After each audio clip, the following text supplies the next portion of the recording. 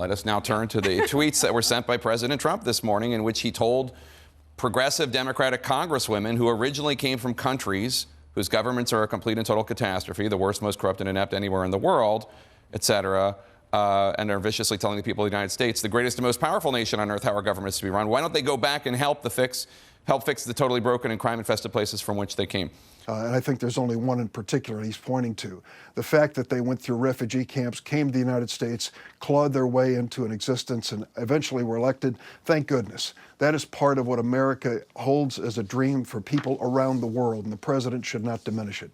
This is another effort to divide people along lines of religion, ethnicity, origin, and create a country where there can't be unity. He's doing the most unprecedented thing possible by constantly looking for every way to divide people. But it's a political strategy. Let's give him points for consistency. He has consistently demonized women. He sees a group of women of color and assumes that they are foreign and not from here. And I got to tell you, I don't think the president didn't know better. I think he knows better. I think, one, he probably wants to end on the fight. But two, this is a trope to his base to basically say these folks are not like you.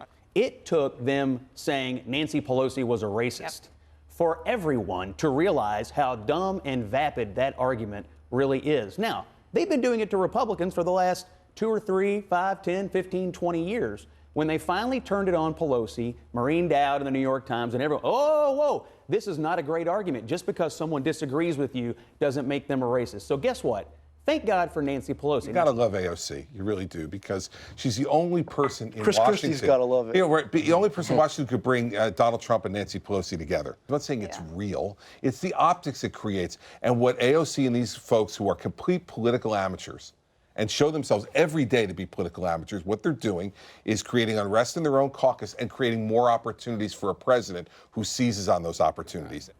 Well, I can say that Nancy Pelosi made me the second Latina in the history of Congress to serve on the Committee for Energy and Commerce.